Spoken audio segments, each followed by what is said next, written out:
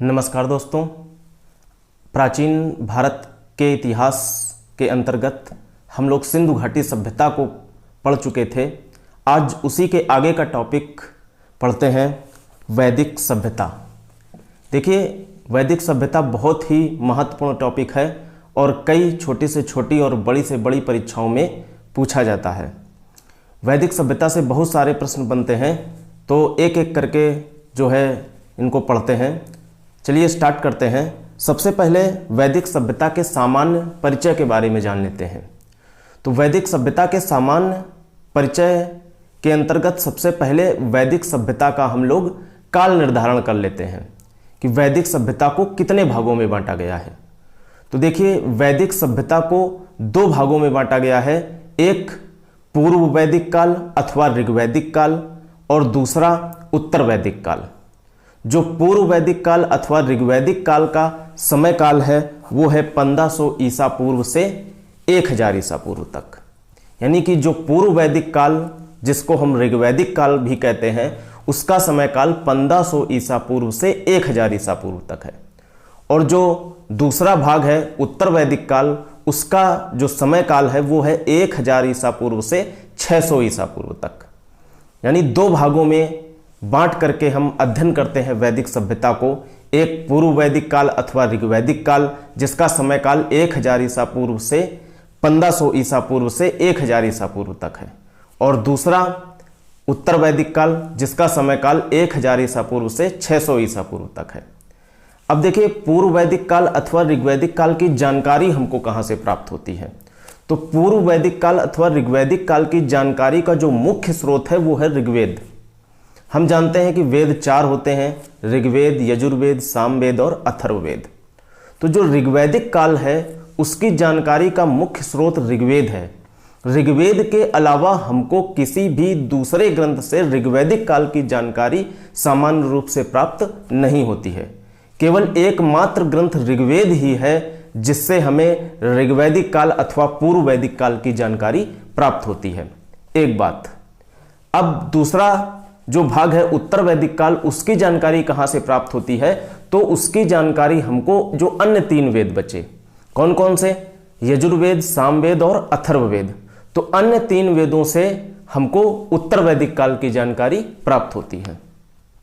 तो ये एक तथ्य हो गया वैदिक सभ्यता के संदर्भ में। अब देखिए, थोड़ा सा सामान्य कुछ बातें जान लेते हैं वेदों के संबंध में, जो ऑब्जेक्टिव परीक्षाओं में पूछे गए हैं और पूछे भी जाते हैं। तो एक एक करके जान लेते हैं। तो सबसे पहले ये जानते हैं कि देखिए, वैदिक शब्द जो है वो वेद से बना है। वैदिक शब्द वेद से बना है और वेद का अर्थ ज्ञान होता है। पहली बात, पहला पॉइंट याद रखेंगे, वैदिक शब्द वेद से बना है और वेद का अर्थ क्या होता है, ज्ञान। अगला पॉइंट देखिए, जानते हैं, अगर आपसे पूछा जाता है कि भारत का सबसे प्राचीन धर्म ग्रंथ कौन सा है, भारत का सबसे प्राचीन धर्म ग्रंथ कौन सा है, तो उत्तर देंगे कि भारत का सबसे प्राचीन धर्म ग्रंथ जो है वो वेद है। दूसरी बात, अगला पॉइंट जानते हैं। देखिए, वेद हमको किसका उपदेश देता है, वेद हमको वसुधैव कुटुंबकम का उपदेश देता है। वसुधैव कुटुंबकम मतलब कहने का यह है कि वेदों के अनुसार जो हमारी पृथ्वी है, जो हमारी धरा है, वो हमारा परिवार है। पूरी पृथ्वी, पूरी धरा हमारा परिवार है, ऐसा वेद उपदेश देते हैं। यानी वेद वसुधैव कुटुंबकम का उपदेश देते हैं कि पूरी पृथ्वी हमारा परिवार है। अगला पॉइंट जानते हैं। देखिए, जो भारतीय परंपरा है वो वेदों को अपौरुषेय मानती है। अपौरुषेय क्या होता है? अपौरुषेय कहने का मतलब यह है कि भारतीय परंपरा यह मानती है कि जो वेदों की रचना है वो किसी पुरुष के द्वारा नहीं की गई है, कि वेदों की रचना पुरुषों के द्वारा कर दी गई हो, किसी पुरुष के द्वारा कर दी गई हो, बल्कि वेदों की जो रचना है वो देवताओं के द्वारा की गई है, ऐसा भारतीय परंपरा मानती है। तो भारतीय परंपरा ऐसा मानती है, इसलिए भारतीय परंपरा वेदों को क्या कहती है, वेदों को कहती है अपौरुषेय। मतलब रचना पुरुषों के द्वारा नहीं की गई वेदों की, बल्कि देवताओं के द्वारा इसकी रचना की गई है। अब आगे बढ़ते हैं। देखिए, वैदिक सभ्यता के निर्माता कौन लोग थे? मोस्ट इंपॉर्टेंट क्वेश्चन पूछा जाता है कि वैदिक सभ्यता के निर्माता कौन थे? तो वैदिक सभ्यता के निर्माता आर्य थे। आर्य किस भाषा का शब्द है? आर्य संस्कृत भाषा का शब्द है और संस्कृत भाषा में आर्य का अर्थ होता है श्रेष्ठ अथवा कुलीन। तो यह प्रश्न भी पूछा जाता है कि आर्य शब्द का अर्थ क्या होता है? तो आर्य शब्द का अर्थ होता है श्रेष्ठ अथवा कुलीन, और आर्य जो है वो संस्कृत भाषा का शब्द है। संस्कृत भाषा में ही आर्य का अर्थ होता है श्रेष्ठ अथवा कुलीन। अब अगला पॉइंट जानते हैं। देखिए, आर्यों द्वारा जो विकसित सभ्यता है उसी को हम कहते हैं वैदिक सभ्यता। यानी जो आर्यों ने सभ्यता विकसित की वही सभ्यता कहलाती है वैदिक सभ्यता। और जो वैदिक सभ्यता थी वो एक ग्रामीण सभ्यता थी। मोस्ट इंपॉर्टेंट क्वेश्चन बहुत बार पूछा जाता है कि जो आर्यों द्वारा विकसित सभ्यता है यानी वैदिक सभ्यता जो है वो एक ग्रामीण सभ्यता थी या वो एक शहरी सभ्यता थी? तो नो डाउट कि जो वैदिक सभ्यता थी वो एक ग्रामीण सभ्यता थी। इसके पहले हमने सिंधु घाटी सभ्यता को पढ़ा था और वहां पर बताया हुआ था कि जो सिंधु घाटी की सभ्यता थी वो एक नगरीय सभ्यता थी, वो ग्रामीण सभ्यता नहीं थी। सिंधु घाटी की सभ्यता नगरीय सभ्यता थी, जबकि इसके ठीक विपरीत जो आर्यों द्वारा विकसित वैदिक सभ्यता है वो एक ग्रामीण सभ्यता है। तो इस तथ्य को समझ लेते हैं। अब आगे बढ़ते हैं। प्रश्न पूछा जाता है आर्यों की भाषा क्या थी? तो आर्यों की भाषा जो है वो संस्कृत थी। आगे बढ़ते हैं। एक बार प्रश्न पूछा गया है कि आर्य सर्वप्रथम भारत में किस क्षेत्र में आकर बसे थे? आर्य सर्वप्रथम भारत में किस क्षेत्र में आकर बसे थे? तो बताएंगे कि आर्य भारत में सर्वप्रथम पंजाब और अफगानिस्तान के क्षेत्र में आकर बसे थे। याद रखेंगे, आर्य सर्वप्रथम भारत में पंजाब और अफगानिस्तान के क्षेत्र में आकर बसे थे। अब यह सामान्य परिचय हो गया वैदिक सभ्यता का। अब पॉइंट वाइज जो है जानते हैं अन्य तथ्य। तो सबसे पहले जानते हैं आर्यों का मूल निवास कौन सा था। यानी आखिरकार जो आर्यों ने भारत में वैदिक सभ्यता विकसित की, ये आर्य आए कहां से थे, कहां के निवासी थे आर्य? तो देखिए, इस संबंध में कई इतिहासकारों ने, कई विद्वानों ने अपने अलग अलग मत दिए। कुछ इतिहासकारों का मानना कुछ था, कुछ इतिहासकारों का मानना कुछ था। तो इन मतभेदों के बीच में कुछ इतिहासकार ऐसे आए जिन्होंने बिल्कुल सटीक मत प्रस्तुत किया। तो देखिए, एक एक करके जानते हैं। सबसे पहले जो इतिहासकार आए वो थे मैक्स मूलर। तो मैक्स मूलर ने क्या बताया कि मैक्स मूलर ने यह बताया कि आर्य जो है वो मध्य एशिया ईरान से आए थे भारत। यानी जो आर्य थे वो मध्य एशिया के निवासी थे, ईरान के निवासी थे।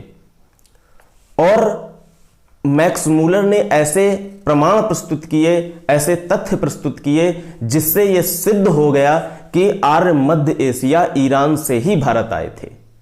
यानी कि सबसे अधिक प्रामाणिक तथ्य मैक्स मूलर का ही है और इसी को इतिहासकारों ने आगे चल के मान्यता दे दी कि हां, आर्य जो है मध्य एशिया ईरान से ही आए थे। इस बात को स्वीकार कर लिया। तो अगर प्रश्न बनता है कि आर्य कहां से आए थे या आर्य कहां के निवासी थे और मध्य एशिया ईरान ऑप्शन में है, तो हम मध्य एशिया ईरान को टिक करेंगे। तो एक बात यह हो गई, मैक्स मूलर का कथन हो गया, यही मैक्स मूलर का कथन ही प्रामाणिक है।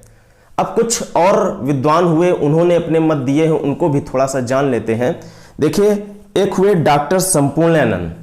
तो डॉक्टर संपूर्णानंद ने क्या बताया? डॉक्टर संपूर्णानंद ने यह बताया कि जो आर्य थे वो आल्प्स पर्वत वाले भाग से आए थे। ये आल्प्स पर्वत कहां पड़ता है? ये आल्प्स पर्वत जो है वो यूरेशिया का भाग है और यूरोप और एशिया के मध्य में पड़ता है। भूगोल अगर पढ़ेंगे जब हम, तब देखेंगे कि आल्प्स पर्वत की जो पोजीशन है वो यूरोप और एशिया के मध्य पड़ती है और यूरेशिया का भाग है ये आल्प्स पर्वत। तो डॉक्टर संपूर्णानंद के अनुसार जो आर्य थे वो आल्प्स पर्वत वाले भाग से आए थे। अब अगले जो विद्वान हुए वो हुए बाल गंगाधर तिलक।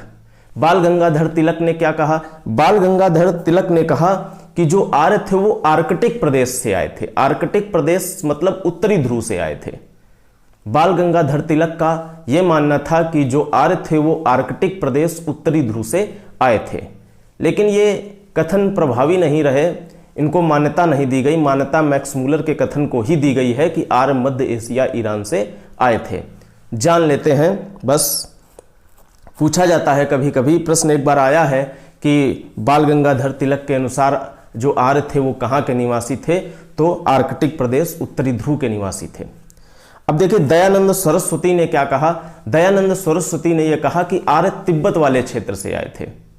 दयानंद सरस्वती के अकॉर्डिंग आर्य जो है वो तिब्बत के क्षेत्र से भारत आए थे, तिब्बत क्षेत्र के निवासी थे। तो इस प्रकार से आर्यों के मूल निवास के संबंध में कुछ विद्वानों के जो विचार थे वो हमने जान लिए, और जो सबसे प्रामाणिक विचार था मैक्स मूलर का कि आर्य मध्य एशिया ईरान से आए थे भारत, वो भी जान लिया। अब आगे बढ़ते हैं।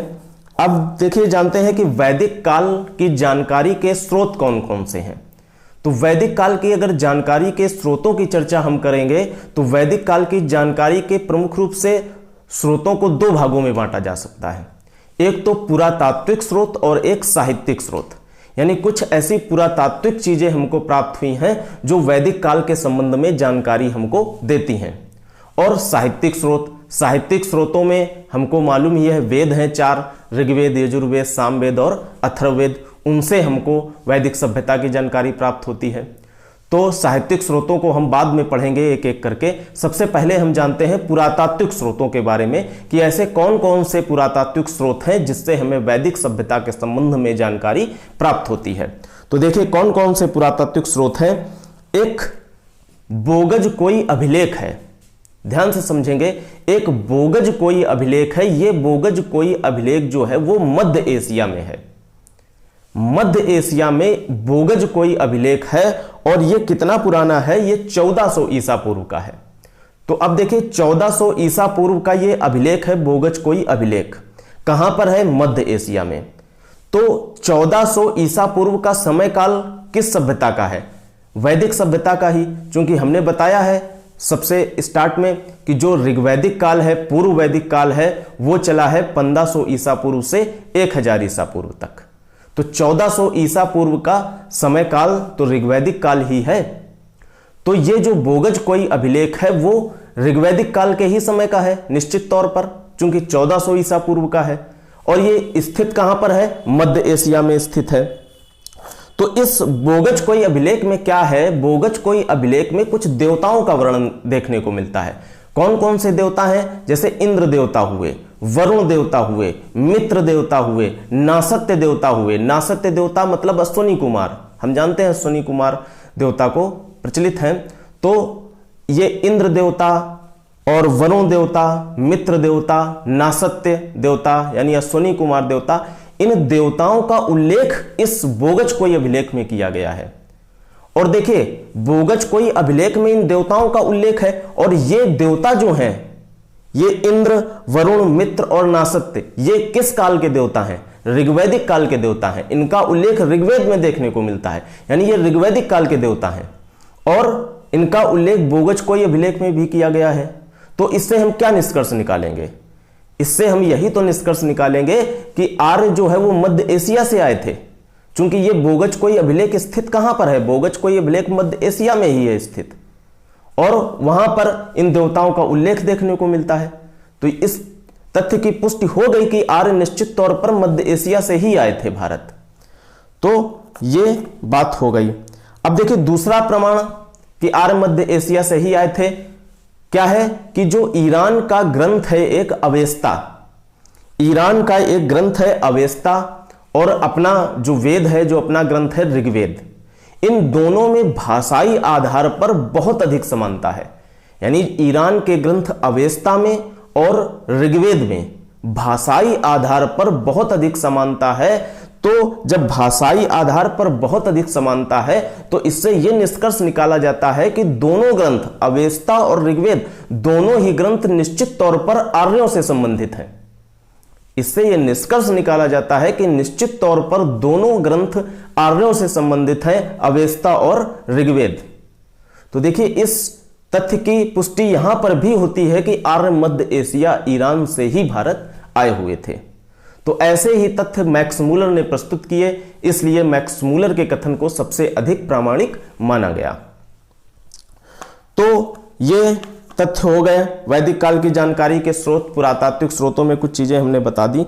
अब देखिए और जानते हैं पुरातात्विक स्रोतों में क्या है। पुरातात्विक स्रोतों के तहत पूर्व वैदिक काल और उत्तर वैदिक काल। पूर्व वैदिक काल मतलब ऋग्वैदिक काल, 1500 ईसा पूर्व से 1000 ईसा पूर्व तक का काल, और दूसरा उत्तर वैदिक काल 1000 ईसा पूर्व से 600 ईसा पूर्व तक का काल। तो जो पूर्व वैदिक काल है और जो उत्तर वैदिक काल है, उस काल के हमको मिट्टी के बर्तन मिले हुए हैं। तो उन मिट्टी के बर्तनों से भी हमको पूर्व वैदिक काल और उत्तर वैदिक काल की जानकारी प्राप्त होती है। भाई मिट्टी के बर्तन प्राप्त हुए, इसका मतलब ये पुरातात्विक स्रोत है और इससे हमको पूर्व वैदिक काल और उत्तर वैदिक काल की जानकारी प्राप्त होती है। तो यहां पर एक महत्वपूर्ण तथ्य जो है वो ये है कि जो पूर्व वैदिक काल के मिट्टी के बर्तन हैं उनको क्या कहा जाता है, और जो उत्तर वैदिक काल के मिट्टी के बर्तन प्राप्त हुए हैं उनको क्या कहा जाता है। ये इंपॉर्टेंट है, ये प्रश्न एग्जाम में पूछा जाता है। तो याद रखेंगे जो पूर्व वैदिक काल के मिट्टी के बर्तन हैं उनको कहा जाता है गौरिक मृदिभांड।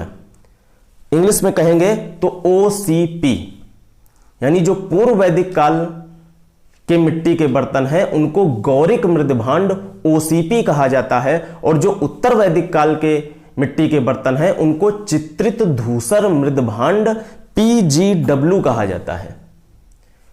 ध्यान से समझेंगे, जो हमको पूर्व वैदिक काल और उत्तर वैदिक काल के मिट्टी के बर्तन प्राप्त हुए हैं उनसे हमको उस समय काल की जानकारी प्राप्त होती है, यानी वैदिक सभ्यता के संबंध में जानकारी प्राप्त होती है। और पूर्व वैदिक काल के जो मिट्टी के बर्तन हैं उनको गौरिक मृदभांड OCP कहा जाता है, और जो उत्तर वैदिक काल के मिट्टी के बर्तन हैं उनको चित्रित धूसर मृदभांड PGW कहा जाता है। तो ये तथ्य हो गया वैदिक काल की जानकारी का पुरातात्विक स्रोत, यानी वैदिक काल की जानकारी से संबंधित जो भी पुरातात्विक स्रोत थे उनको हमने जान लिया। अब वैदिक काल की जानकारी का जो प्रमुख स्रोत है वो है साहित्यिक स्रोत। मुख्य स्रोत साहित्यिक स्रोत ही है जिससे हमको वैदिक सभ्यता की जानकारी प्राप्त होती है। पुरातात्विक स्रोत है लेकिन बहुत अधिक नहीं है। मुख्य रूप से जो स्रोत है वो है साहित्यिक स्रोत, और साहित्यिक स्रोतों में मुख्य रूप से क्या है, 4 वेद हैं, ऋग्वेद, यजुर्वेद, सामवेद और अथर्ववेद, जिससे हमको वैदिक सभ्यता की जानकारी प्राप्त होती है। पहले ही बताया था कि पूर्व वैदिक काल की जानकारी हमको कहां से प्राप्त होती है, मुख्य रूप से ऋग्वेद से प्राप्त होती है, और जो उत्तर वैदिक काल है उसकी जानकारी हमको मुख्य रूप से यजुर्वेद, सामवेद और अथर्ववेद से प्राप्त होती है। तो इस प्रकार से साहित्यिक स्रोतों में प्रमुख रूप से ये 4 वेद ही हैं जो हमको वैदिक सभ्यता के संबंध में जानकारी प्रदान करते हैं। तो इन 4 वेदों के बारे में जानते हैं। 4 वेदों से संबंधित जो भी महत्वपूर्ण तत्व हैं उनको एक एक करके जानते हैं। तो सबसे पहले हम जानेंगे ऋग्वेद के बारे में। ऋग्वेद के बारे में जानने से पहले एक तथ्य और जान लेते हैं कि ये 4 जो वेद हैं, पूछा जाता है प्रश्न, मोस्ट इंपॉर्टेंट है, 4 जो वेद हैं ऋग्वेद, यजुर्वेद, सामवेद और अथर्ववेद, इनको कहा क्या जाता है, सम्मिलित रूप से इनको क्या कहा जाता है? सम्मिलित रूप से इनको कहा जाता है संहिता। याद रखेंगे, ऋग्वेद, यजुर्वेद, सामवेद और अथर्ववेद को सम्मिलित रूप से संहिता कहा जाता है। ठीक है, ये तथ्य याद रखेंगे। अब देखिए एक एक करके वेदों के बारे में जानते हैं, कौन कौन से प्रमुख तथ्य हैं इंपॉर्टेंट जो परीक्षा की दृष्टि से हैं। तो सबसे पहले जानते हैं ऋग्वेद के बारे में। देखिए ऋग्वेद के संबंध में पहला तथ्य कि ऋग्वेद जो है वो सबसे प्राचीन वेद है। यानी अगर आपसे पूछा जाए कि ऋग्वेद, यजुर्वेद, सामवेद और अथर्ववेद में सबसे प्राचीन वेद कौन सा है, तो हम कहेंगे कि ऋग्वेद जो है वो सबसे प्राचीन वेद है। अब देखिए ऋग्वेद में किन तथ्यों का उल्लेख किया गया है? ऋग्वेद में स्तोत्रों, मंत्रों का उल्लेख किया गया है। स्तोत्र कहें या मंत्र कहें एक ही बात है। स्तोत्रों और मंत्रों का उल्लेख जो है वो ऋग्वेद में देखने को मिलता है। यजुर्वेद में हम अलग पढ़ेंगे बाद में कि किन तथ्यों का उल्लेख है, सामवेद में अलग, अथर्ववेद में अलग। यहां पर अभी ऋग्वेद के बारे में जान रहे हैं, तो ऋग्वेद के बारे में केवल इतना जान लेते हैं कि ऋग्वेद में स्तोत्रों, मंत्रों का उल्लेख देखने को मिलता है। और जो ऋग्वेद है वो सबसे प्राचीन वेद है, पहला तथ्य। अब देखिए दूसरा तथ्य क्या है? दूसरा तथ्य यह है कि ऋग्वेद के संकलनकर्ता कौन थे? तो ऋग्वेद के जो संकलनकर्ता थे वो थे कृष्ण द्वैपायन वेदव्यास। यहां पर संकलनकर्ता शब्द प्रयोग किया गया है, यहां पर रचयिता लेखक शब्द का प्रयोग नहीं किया गया है। क्यों नहीं किया गया है? क्योंकि पहले ही हमने बताया हुआ था कि जो वेद हैं उनको भारतीय परंपरा अपौरुषेय मानती है, यानी वेदों की रचना पुरुषों के द्वारा नहीं की गई है, वेदों की रचना देवताओं के द्वारा की गई है। यहां पर ऋग्वेद के संकलनकर्ता कृष्ण द्वैपायन वेदव्यास थे, मतलब संकलन उन्होंने किया हुआ था ऋग्वेद का। रचयिता तो अपौरुषेय है वेद, मतलब उनकी रचना देवताओं के द्वारा की गई है। तो जो ऋग्वेद था उस ऋग्वेद के संकलनकर्ता जो थे वो कृष्ण द्वैपायन वेदव्यास थे। दूसरा बिंदु ऋग्वेद के संबंध में। तीसरा बिंदु जानते हैं, देखिए ऋग्वेद में कितने मंडल हैं? मंडल कहें या अध्याय कहें, जैसे चैप्टर होते हैं वैसे ही ऋग्वेद में कितने चैप्टर हैं, मतलब ऋग्वेद में कितने मंडल हैं आपसे पूछा जाए, या ऋग्वेद में कितने अध्याय हैं आपसे पूछा जाए, तो ऋग्वेद में 10 मंडल हैं या 10 अध्याय हैं। एक तथ्य, मोस्ट इंपॉर्टेंट क्वेश्चन पूछा जाता है, ऋग्वेद में कितने मंडल हैं? तो ऋग्वेद में 10 मंडल है। या ऋग्वेद में कितने अध्याय हैं? तो ऋग्वेद में 10 अध्याय हैं। अगला बिंदु देखिए, पूछा जाता है कि ऋग्वेद में कितने सूक्त हैं? तो ऋग्वेद में जो है वो 1028 सूक्त हैं। ऋग्वेद में 1028 सूक्त है, याद रखेंगे 10 मंडल 1028 सूक्त। अगला बिंदु जानते हैं, देखिए ऋग्वेद में मंत्र कितने हैं? ऋग्वेद में 10,462 मंत्रों का उल्लेख देखने को मिलता है। 10,462 मंत्र, मंत्र कह दें या श्लोक कह दें या ऋचाएं कह दें, एक ही बात है। आपसे पूछा जाए कि ऋग्वेद में कितने मंत्र हैं या ऋग्वेद में कितने श्लोक हैं या ऋग्वेद में कितनी ऋचाएं हैं, तो एक ही बात है, उत्तर आप बताएंगे कि 10,462। याद रखेंगे ऋग्वेद में 10,462 मंत्र, श्लोक, ऋचाएं हैं। ठीक है, तो 10 मंडल हो गए या अध्याय कहते हैं, चैप्टर, और 1028 सूक्त हो गए, और 10,462 जो है वो ऋचाएं हो गई, मंत्र हो गए, श्लोक हो गए, ये चीज हो गई। अब अगला बिंदु जानते हैं ऋग्वेद के संबंध में। अगला बिंदु क्या था कि जब ऋग्वेद की रचना की गई है तो ऋग्वेद की रचना के समय में जो है 10 मंडल पूरे के पूरे नहीं लिखे गए हैं। क्या लिखा गया है? केवल 2 से 7 मंडल तक लिखे गए, यानी दूसरे मंडल से लेकर के 7वें मंडल तक का उल्लेख जो है वो वेद की रचना के समय किया गया। यानी वेद की जब रचना की गई तब सबसे पहले 2 से 7 तक मंडल लिखे गए।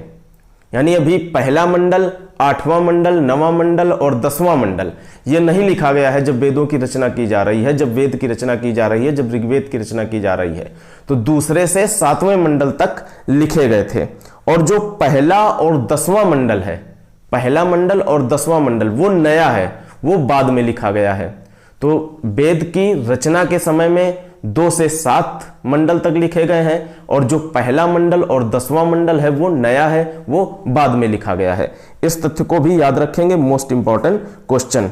अब देखिए अगला बिंदु जानते हैं, ऋग्वेद के जो दूसरे मंडल से 7वें मंडल तक को, यानी जिसकी रचना सबसे पहले की गई है, वेद की रचना के समय में जो मंडल लिखे गए दूसरे मंडल से 7वें मंडल, उनको कहा क्या जाता है? दूसरे मंडल से 7वें मंडल तक को, तो ऋग्वेद के दूसरे मंडल से 7वें मंडल तक को वंश मंडल कहा जाता है या गोत्र मंडल कहा जाता है। ऋग्वेद के दूसरे मंडल से 7वें मंडल तक को वंश मंडल या गोत्र मंडल कहा जाता है। तो मोस्ट इंपॉर्टेंट क्वेश्चन पूछा जाता है कि वंश मंडल किसे कहते हैं, गोत्र मंडल किसे कहते हैं? तो ऋग्वेद के दूसरे मंडल से 7वें मंडल तक को गोत्र मंडल या वंश मंडल कहा जाता है। अगला बिंदु जानते हैं, ऋग्वेद की मूल लिपि कौन थी? पूछा जाता है क्वेश्चन, ऋग्वेद की मूल लिपि थी ब्राह्मी लिपि। याद रखेंगे ऋग्वेद की जो मूल लिपि थी वो ब्राह्मी लिपि थी। अगले बिंदु की ओर चलते हैं। देखिए पूछा जाता है कि ऋग्वेद के किस मंडल में गायत्री मंत्र का उल्लेख देखने को मिलता है? तो 10 मंडल है, हम बता चुके हैं पहले ही। तो किस मंडल में गायत्री मंत्र का उल्लेख देखने को मिलता है? तो याद रखेंगे ऋग्वेद के तीसरे मंडल में गायत्री मंत्र का उल्लेख देखने को मिलता है, पहली बात। दूसरी बात पूछी जाती है कि यह गायत्री मंडल किसके द्वारा रचित था, तो ये गायत्री मंडल तो जो था, गायत्री मंत्र जो था वो विश्वामित्र के द्वारा रचित था। यानी कि ऋग्वेद के तीसरे मंडल में गायत्री मंत्र का उल्लेख देखने को मिलता है, पहली बात। और ये जो गायत्री मंत्र है वो विश्वामित्र के द्वारा रचित है। और बहुत इंपॉर्टेंट क्वेश्चन, गायत्री मंत्र किसको समर्पित है, तो गायत्री मंत्र जो है वो देवी सविता को समर्पित है।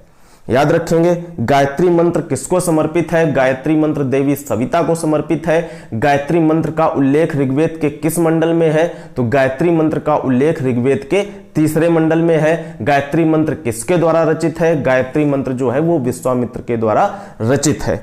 ये तथ्य हो गए। अब अगला जानते हैं। देखिए, जो मोस्ट इंपॉर्टेंट तथ्य है आगे वाला, इसको याद रखेंगे। जो ऋग्वेद है उसके सातवें मंडल में एक युद्ध का वर्णन है। ऋग्वेद के सातवें मंडल में एक युद्ध का वर्णन है। उस युद्ध को कहा जाता है 10 राज्य युद्ध। ऋग्वेद के सातवें मंडल में एक युद्ध का वर्णन है। इस युद्ध को कहा जाता है 10 राज्य युद्ध, यानी 10 राजाओं का युद्ध। तो देखिए, इस युद्ध के बारे में थोड़ा सा सूक्ष्म परिचय जान लेते हैं। यह युद्ध जो है वो एक राजा थे, उनका नाम था सुदास। एक राजा थे, उनका नाम था सुदास। तो यह युद्ध जो है वो सुदास राजा और 10 अन्य कबीले राजा थे। छोटे छोटे जो कबीले राजा थे वो 10 राजा एक तरफ थे और सुदास राजा एक तरफ थे। तो यह युद्ध जो है 10 राज्य युद्ध, वो सुदास राजा और 10 अन्य कबीले राजाओं के मध्य लड़ा गया था। याद रखेंगे। अब देखिए, क्यों लड़ा गया था, कारण जानते हैं। आखिरकार युद्ध का कारण क्या था, कौन जीता कौन हारा, अभी सब बताएंगे। सबसे पहले ये जानते हैं कि इस युद्ध का कारण क्या था। जो सुदास राजा और 10 अन्य कबीले राजाओं के मध्य 10 राज्य युद्ध लड़ा गया, युद्ध का कारण क्या था। युद्ध का कारण यह था कि सुदास राजा के जो राजपुरोहित थे, सुदास राजा के राजपुरोहित पहले थे गुरु विश्वामित्र। नाम आप लोगों ने सुना होगा गुरु विश्वामित्र का। तो जो सुदास राजा थे उनके राजपुरोहित थे पहले गुरु विश्वामित्र। तो सुदास राजा ने क्या किया कि गुरु विश्वामित्र को राजपुरोहित के पद से हटा दिया और गुरु विश्वामित्र की जगह राजपुरोहित बना दिया गुरु वशिष्ठ को। यानी विश्वामित्र को राजपुरोहित के पद से हटा दिया और गुरु वशिष्ठ को राजपुरोहित बना दिया गया। तो बस यही कारण था कि 10 राज्य युद्ध हुआ, लड़ा गया। अब देखिए, 10 राज्य युद्ध में जो सुदास राजा हैं उनका साथ कौन देगा, गुरु वशिष्ठ देंगे। स्वाभाविक है, चूंकि गुरु वशिष्ठ को राज पुरोहित के पद पर नियुक्त किया है सुदास राजा ने। और 10 अन्य जो कबीले राजा हैं उनका नेतृत्व कौन करेगा, उनका नेतृत्व करेंगे गुरु विश्वामित्र, चूंकि उनको राजपुरोहित के पद से हटा दिया गया है सुदास राजा के द्वारा। तो इस युद्ध में जो सुदास राजा थे उनके जो प्रेरक ऋषि थे वो गुरु वशिष्ठ थे और अन्य जो 10 अन्य कबीले राजा थे उनका नेतृत्व जो है वो विश्वामित्र ने किया हुआ था। ये बात समझ गए आप। अब देखिए, ये युद्ध लड़ा कहां पर गया था, ये भी इंपॉर्टेंट है, पूछा गया है कई बार आयोग की परीक्षा में। यह युद्ध जो है वो परसुणी नदी के तट पर लड़ा गया था। परसुणी नदी ये रावी नदी का पुराना नाम है। अभी हम आगे कई नदियों के पुराने नाम और नए नामों की भी चर्चा करेंगे, क्योंकि वो भी पूछे जाते हैं। यहां पर केवल जान लेते हैं परसुणी नदी के बारे में। परसुणी नदी क्या है, रावी नदी का पुराना नाम है। तो परसुणी नदी के तट पर यह युद्ध लड़ा गया था। कौन सा युद्ध, 10 राज्य युद्ध।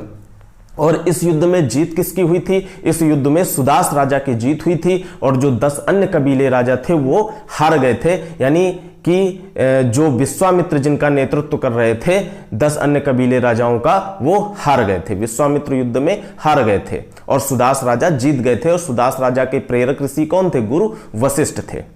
तो ये तथ्य याद रखेंगे। इस 10 राज्य युद्ध के बारे में कुछ बहुत सारे बिंदु हो गए हैं, एक एक करके सारे जो है समझ लेंगे, पूछे जाते हैं। अब देखिए, आगे बढ़ते हैं।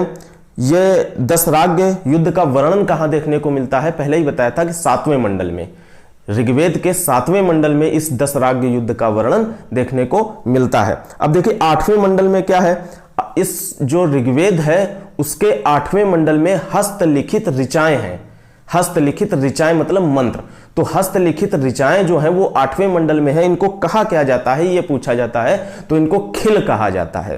याद रखेंगे, ऋग्वेद के 8वें मंडल की हस्तलिखित ऋचाओं को खिल कहा जाता है। अब आगे बढ़ते हैं, 8वें मंडल से 9वें मंडल में आते हैं। 7वें मंडल में दशराग्य युद्ध का वर्णन, 8वें मंडल में हस्तलिखित ऋचाएं, उनको खिल कहा जाता है। अब 9वें मंडल में आते हैं। 9वें मंडल में खास बात क्या है कि जो ऋग्वेद का 9वां मंडल है वो सोम देवता को समर्पित है, यानी वनस्पति के देवता को समर्पित है। तो प्रश्न पूछा जाता है कि ऋग्वेद का कौन सा मंडल सोम देवता अर्थात वनस्पति देवता को समर्पित है? तो ऋग्वेद का 9वां मंडल जो है वो सोम देवता वनस्पति देवता को समर्पित है। तो कई प्रश्न यहां से बन गए। तीसरे मंडल में गायत्री मंत्र का उल्लेख देखने को मिलता है। 7वें मंडल में हो गया दशराग्य युद्ध का वर्णन। 8वें मंडल में हो गया हस्तलिखित ऋचाएं जिनको खिल कहा जाता है। 9वां मंडल जो है वो सोम देवता को समर्पित हो गया, वनस्पति के देवता को समर्पित हो गया। तो ये सारे तथ्य याद रखेंगे। दूसरे से 7वें मंडल को जो है वो गोत्र मंडल कहा जाता था या वंश मंडल कहा जाता था, और वही जो है वेद की रचना के समय दूसरे से 7वें मंडल तक लिखे गए थे, और जो पहला मंडल था और जो 10वां मंडल था वो नए मंडल हैं, वो बाद में लिखे गए थे। ये सारे तथ्य याद रखेंगे। अब एक पॉइंट और बचा इस ऋग्वेद के संबंध में, वो भी याद रखेंगे। प्रश्न पूछा जाता है कि गोत्र शब्द का प्रयोग सर्वप्रथम किस वेद में देखने को मिलता है? तो गोत्र शब्द का प्रयोग सर्वप्रथम ऋग्वेद में ही हमको देखने को मिलता है, और किसी भी वेद में गोत्र शब्द का प्रयोग सबसे पहले नहीं हुआ है। अगर गोत्र शब्द का प्रयोग सबसे पहले हुआ है तो वो था ऋग्वेद। तो इस प्रकार से हमने लगभग ऋग्वेद के बारे में जितने भी महत्वपूर्ण प्रश्न ऑब्जेक्टिव परीक्षाओं में पूछे गए हैं या पूछे जाने की संभावना है, उन सबको हमने कवर कर लिया। इससे अधिक ऋग्वेद के संबंध में नहीं पूछा जाएगा आपसे ऑब्जेक्टिव प्रश्न में। अब आगे की क्लास में हम सामवेद, यजुर्वेद, अथर्ववेद, इन वेदों के बारे में महत्वपूर्ण जो बिंदु हैं वो पढ़ेंगे। उपनिषद के बारे में पढ़ेंगे, वेदांग के बारे में महत्वपूर्ण पॉइंट पढ़ेंगे। तो ठीक है, मिलते हैं अगली क्लास में। तब तक के लिए धन्यवाद।